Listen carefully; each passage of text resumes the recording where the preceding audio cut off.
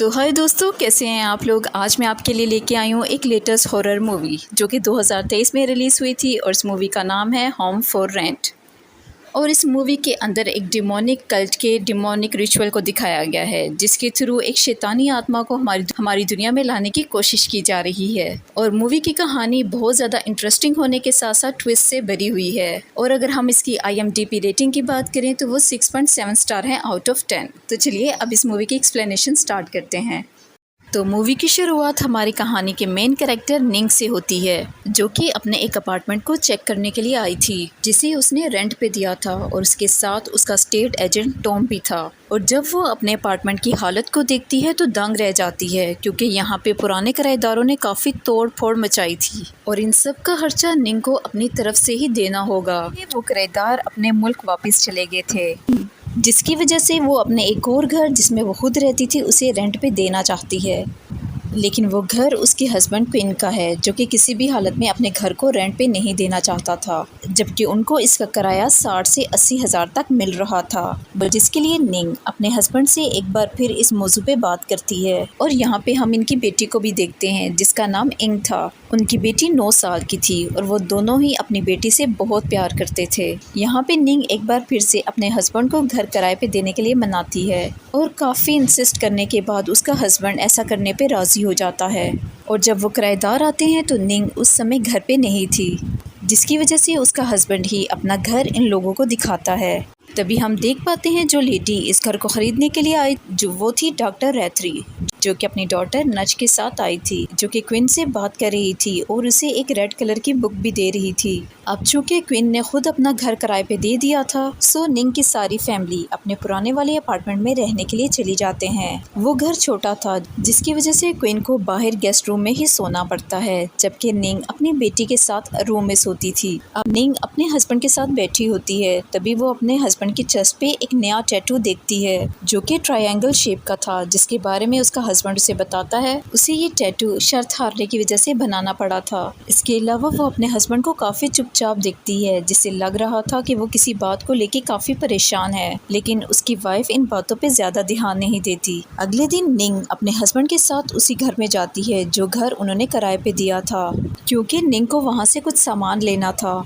लेकिन डॉक्टर नच जब निंग को वहाँ पे देखती है तो काफ़ी रूडली उससे बिहेव करती हैं और उसके यहाँ पे आने की वजह पूछती हैं, लेकिन अगले ही पल वो उससे अच्छे से बात करने लगती हैं। वहीं पे हम ये भी देखते हैं कि डॉक्टर नच निंग को अंदर नहीं जाने दे रही थी और जो घर के अंदर था वो बार बार सारे कर्टन्स लगा रहा था ताकि निंग अंदर न देख सके। कुछ तो है जो कि वो निंग से छुपा रहे थे जो कि निंग के लिए काफ़ी अजीब था। तभी निंग के पास उसके पड़ोसी का मैसेज आता है जो कि उसे अपने घर बुला रही थी और जब निंग उनके घर जाती है तो उसकी नेबर बताती है कि उसके नेबर्स बहुत अजीब हैं जो दिन भर अपने घर में ही रहते हैं और कहीं बाहर नहीं जाते। और सिर्फ यही नहीं बल्कि वो 4 बजे के पास कुछ चैंटिंग भी करते हैं और जब उनका डॉग उनकी तरफ देख के भौंकता है तो अगले ही दिन उसकी लाश घर के पीछे पड़ी मिलती है। ये सब कुछ सुन के निंग भी काफी ज्यादा डर गई थी। इनने जैसा टैटू अपने हस्बैंड की गर्दन पे देखा था सेम वैसा ही डॉक्टर नच की गर्दन पे भी देखा था। तभी हमें दिखाया जाता है कि उनकी बेटी इंग का आज जन्मदिन था जिसपे उसकी माँ उसे एक रेगुलर गुड़िया देती है, लेकिन इंग को तो गोरी डॉल चाहिए थी जिसके पर्पल बाल हों, लेकिन गोरी डॉल अब कंपनीज बनाया नहीं करती थी। अब निंग घर जाती है और डॉक्टर रात्रि की ID चेक करती है जिससे उसे पता लगता है कि रात्रि एक डॉक्टर थी, लेकिन हॉस्पिटल की वेबसाइट चेक करने पे उसे रात्रि का कोई रिकॉर्ड नहीं मिलता। अब निंग ये सारी बात अपने हस्बैंड को बताती है जिसपे उसका हस्बैंड कहता है कि डॉक्टर रात्रि पहले डॉक्टर थी और है नहीं और अब वो रिटायर हो चुकी हैं। अब निंग उससे टैटू का मतलब पूछती है लेकिन उसका हस्बैंड उसे कोई भी सेटिस्फाइड जवाब नहीं देता। थोड़ी देर बाद निंग अपने दोस्त नट को कॉल करती है, उसे डॉक्टर नच और डॉक्टर रात्रि के बारे में जानने के लिए कहती है। अब उसी रात बहुत सारे कौवे बालकनी में आके चिल्लाने लगते हैं और निंग के बेड के अंदर से खून बाहर आने लगता है। रात के वक्त उसकी बेटी को कमरे में कुछ दिखाई देता है तो वो अपनी माँ को भी जगा देती, लेकिन निंग को लगता है कि उसकी बेटी सोते हुए बातें कर रही है। उनके शोर की वजह से निंग भी काफी परेशान होती है। तभी निंग देखती है कि उसके कमरे की खिड़की खुली हुई है और जब वो कमरे को चेक करने के लिए अंदर जाती है तो तभी हम उस कबर्ड में एक डरावने हाथ और चेहरे को देखते हैं जिसे निंग देख नहीं पाती। तभी निंग के पड़ोसी आंटी फोन उसे एक वीडियो भेजती हैं कि उन्होंने अपने घर से छुपके बनाई थी, जिसमें डॉक्टर रात्रि और नर्स घर में एक डेमोनिक रिचुअल कर रहे थे। वीडियो के एंड में डॉक्टर रात्रि उस नेबर को ऐसा करते हुए देख लेती हैं, जिसकी वजह से उनकी नेबर वीडियो बंद करके छुप जाती है। निंग को अपनी नेबर की फिक्र होने लगती है।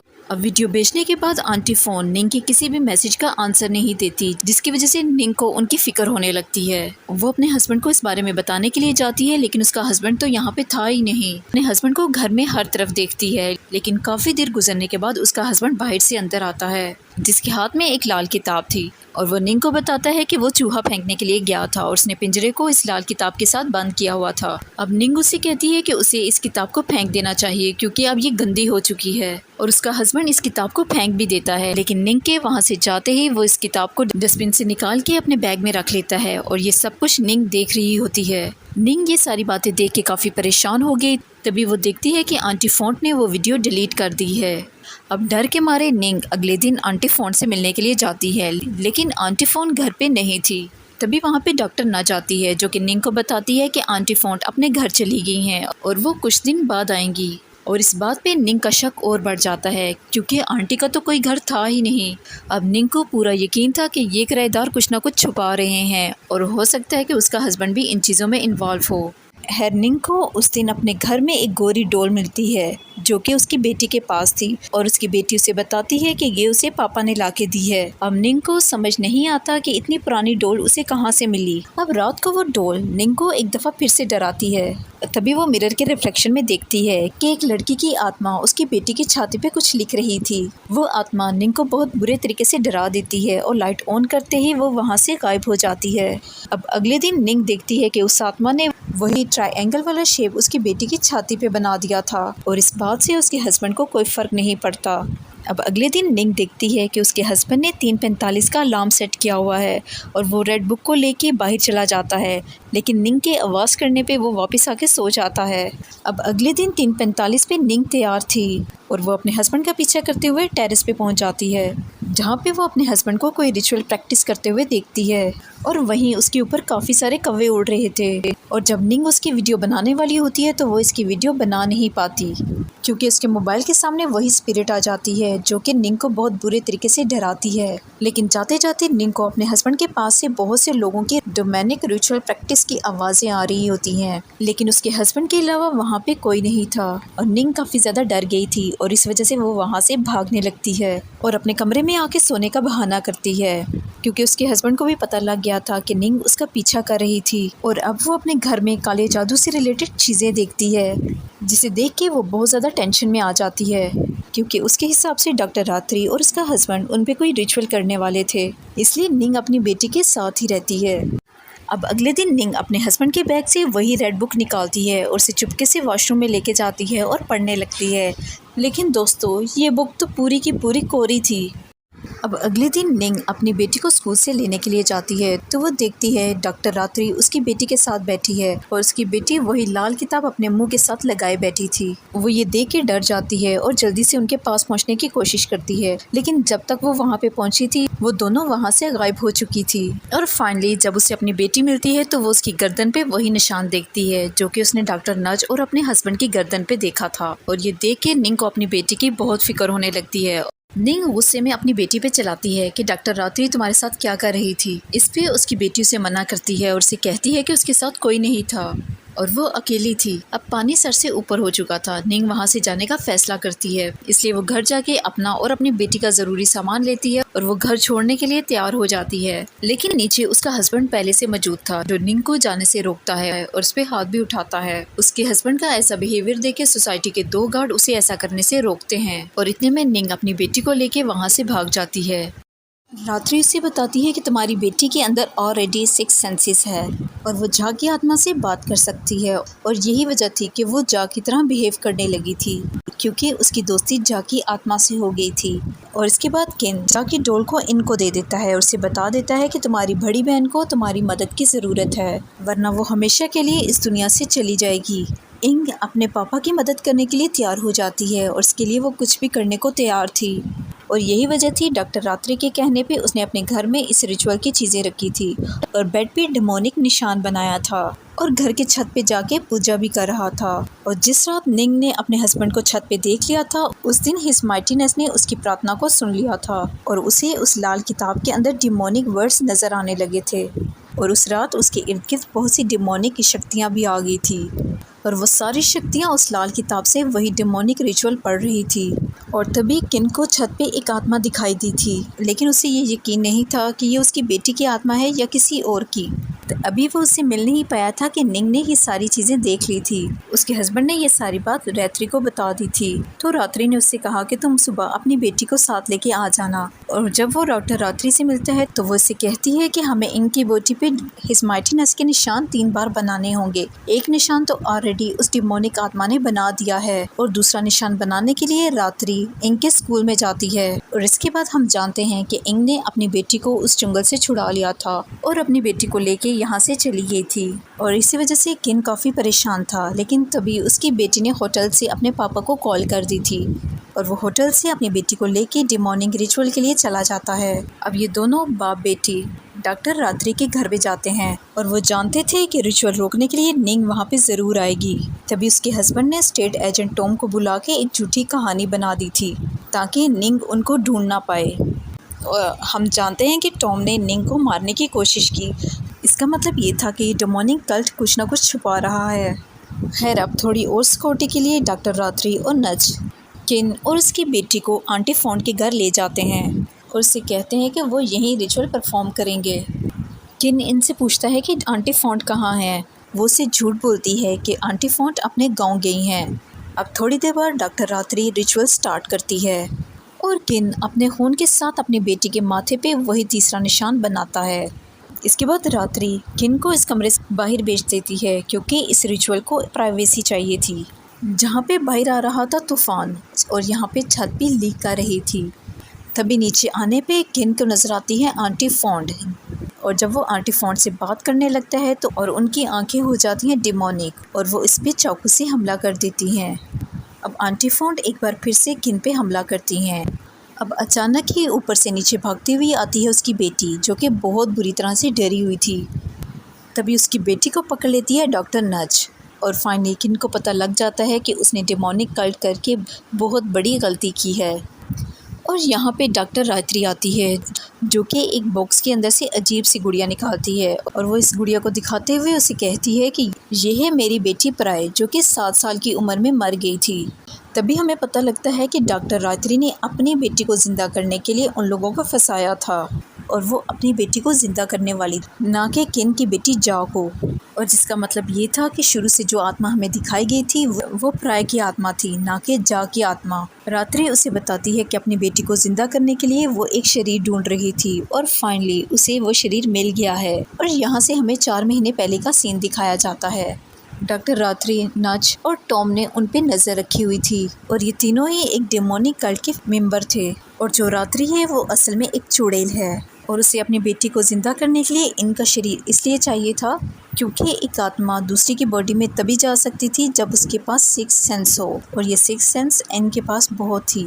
अब स्टेट एजेंट टॉम के ज़रिए से उनका प्लान था इनके करीब जाना और उसे बंदी बनाना। और अपने प्लान को पूरा करने के लिए सबसे पहले इन तीनों ने जाके निंग के अपार्टमेंट की हालत ख़राब कर दी ताकि उन्हें दूसरा घर किराए पे देना पड़े और आगे का काम टॉम ने संभाला था। निंग अपनी फैमिली के साथ अपने दूसरे घर में शिफ्ट हो गई थी और दूसरी तरफ रात्रि और नज जब इस घर में शिफ्ट हुए थे तो उन्हें रात्रि को दिख गई थी जा की आत्मा। रात्रि समझ गई थी कि जा की आत्मा किसकी है और वो वहाँ पे किस तरह से आई। वो जा की आत्मा का सही से इस्तेमाल करके इनको अपने करीब लाना चाहती और इसीलिए उसने जा की आत्मा को पकड़ के उस गोरी डोर में कैद कर दिया था।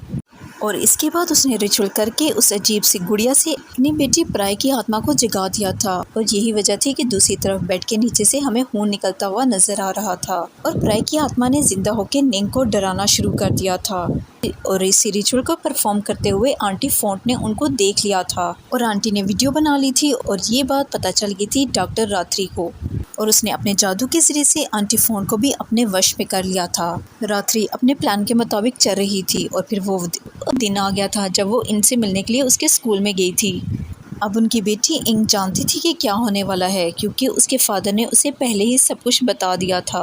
और यहाँ पे रात्रि ने उसे बता दिया था कि मेरा नाम रात्रि नहीं बल्कि नापापोन है। दरअसल मेरे अंदर एक लड़की की आत्मा भी रहती है जिसका नाम है रात्रि।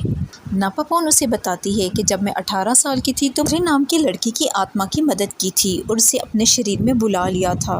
अब इन उनसे पूछती है कि रात्रि कहाँ है। तभी वो उसका हाथ पकड़ के उसे एक नई दुनिया में ले जाती है, जहाँ पे इन मिलती है 18 साल की रात्रि से। और यहाँ पे रात्रि उसे बताती है कि तुम्हारे अंदर एक खास शक्तियाँ हैं और तुम अपनी बहन को बचा सकती हो। और रात्रि उसे अपने साथ लेके एक रिचुअल दिखाती है, जिसके ज़रिए से रात्रि की आत्मा को नापापोन की बॉडी में ट्रांसफ़र किया गया था। और यहाँ से सीन शिफ्ट होता है स्टेट एजेंट टॉम की तरफ, जो कि निंग को पानी में फेंकने वाला था। लेकिन 1 मिनट के लिए टॉम का ध्यान बढ़ता है तो निंग वहाँ से बच निकलती है। और दूसरी तरफ घर के अंदर हो रहा था डिमोनिक रिचुअल और वो अजीब सी गुड़िया जिंदा हो गई थी। और दूसरी तरफ किन अपनी बेटी को बचाने के लिए आंटी फोन को मार देता है और वो डॉक्टर नुज को बाहर बुलाकर उस पर कैंची से हमला कर देता है। और दूसरी तरफ निंग मौके से फ़ायदा उठाते हुए टॉम पे हमला कर देती है और उसे वहीं पे मार डालती है। घर के अंदर डॉक्टर नज किन पे हावी हो गई थी, क्योंकि किन काफ़ी ज़ख्मी हालत में था और अब अपनी आखिरी सांसें ले रहा था। किन वहाँ पे मारा जाता है और दूसरी तरफ निंग उस घर की तरफ आ रही थी और रास्ते में वो पुलिस को भी कॉल करके इन्फॉर्म कर देती है। अब डॉक्टर रात्रि इनके चेहरे पे वो किताब बांध देती है और वहीं पहुँच जाती है निंग, जो कि अपना दिमाग चलाती है और माइक्रो ओवन में एक धमाका करती है। अब आँख को बचाने के लिए नच नीचे आती है और उसकी आंखों से बचते हुए निंग ऊपर चली जाती है, जहाँ पे रिचुअल परफॉर्म हो रहा था। वो सीधा उस कमरे में जाती है जहाँ पे वो देखती है डॉक्टर रात्रि उसकी बेटी पे रिचुअल परफॉर्म कर रही थी। वो अपनी बेटी के मुंह से वो किताब हटा देती है, लेकिन रात्रि वो मंत्र पढ़ना बंद ही नहीं कर रही थी।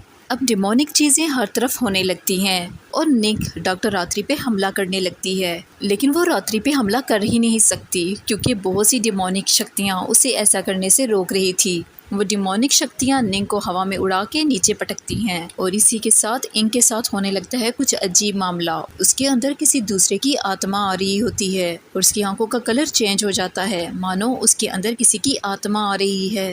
निंग को समझ नहीं आ रहा था कि वो करे तो क्या करे और इसीलिए वो हथौड़ा लेके इस अजीब सी गुड़िया को कुचल देती है और इस अजीब सी गुड़िया के अंदर से निकलती है प्राय की आत्मा, जो कि निंग के गले को पकड़ लेती है। निंग अब प्राय का मुकाबला करती है और फाइनली उस गुड़िया का सर कुचल के वहाँ से बच जाती है और उसके बाद उस पर हमला करती है रात्रि। वो रात्रि को दिखा दे के अपनी बेटी को वहाँ से लेके निकलने लगती है, लेकिन सीढ़ियों पे खड़ी थी डॉक्टर नुच। अब वो सीढ़ियों की दूसरी तरफ भागती है जहाँ पे पड़ी हुई थी उसके पति की लाश, जिसे देख के वो बहुत बुरी तरह से रोती है और उसे घेर लेती है रात्रि और डॉक्टर नुच। और रात्रि उसे कहती है कि अब कोई फ़ायदा नहीं, रिचुअल मुकम्मल हो चुका है और तुम्हारी बेटी मर चुकी है और मेरी बेटी प्राय की आत्मा इनकी बॉडी के अंदर है। ये सुन के निक रोने लगती है। तभी वो छत जो कि लीक हो रही थी वो इन सब के ऊपर गिरती है, जिससे वो सारे मलबे के नीचे दब जाते हैं। थोड़ी देर बाद इंग खड़ी होती है और वो एक सरिया उठा के रात्रि को मार देती है। आखिर इंग ने ऐसा क्यों किया था? दरअसल हुआ ये था कि मरने से पहले किन के पास पड़ी हुई थी उसकी बेटी की गोरी डॉल और किन ने वो रिचुअल परफॉर्म करके अपनी बेटी जा को उस गुड़िया से आज़ाद कर दिया था। और असल में इनकी बॉडी के अंदर जो आत्मा गई थी वो प्राय की नहीं बल्कि जा की आत्मा गई थी। और फिर वो उसी सरिये के साथ रात्रि डॉक्टर नच को भी मार डालती है और थोड़ी देर बाद पुलिस वहाँ पे आती है और वो जिंदा लोगों को बचा लेती है। अब इसके बाद हमें हॉस्पिटल का सीन दिखाया जाता है जहाँ पे हम देखते हैं कि किन को होश आ जाता है। किन को होश आने के बाद वो अपनी बेटी से मिलने के लिए जाती है, जहाँ पे वो देखती है कि उसकी बेटी के पास जा और किंग की तस्वीर थी। ये देख के वो कंफ्यूज हो जाती है और इसी वक्त उसकी अपनी बेटी उठती है और उसे आंटी कह के बुलाती है। यहाँ पे सारी कंफ्यूजन दूर हो चुकी थी। निंग जान चुकी थी कि उसकी बेटी मर चुकी है। अब उसकी बेटी के जिस्म में जा की आत्मा है। निंग ये सुन के रोने लगती है और जा उससे माफी मांगती है। अब निंग उसे शांत करवाती है क्योंकि वो जानती है कि इसमें जा की कोई गलती नहीं है। उसे तो सिर्फ इस बात का दुख था कि उसकी बेटी की रूह अब इस दुनिया में नहीं है। अब यहाँ से सीन जाता है कुछ दिन आगे, जहाँ पे हम देखते हैं कि निंग ने जा को ही अपनी बेटी तस्लीम कर लिया था और अब जा भी निंग को अपनी माँ समझने लगी थी। वो दोनों खुश थी और अपनी लाइफ में आगे बढ़ने की कोशिश कर रही थी और इसके साथ ही ये मूवी यहीं पे एंड हो जाती है।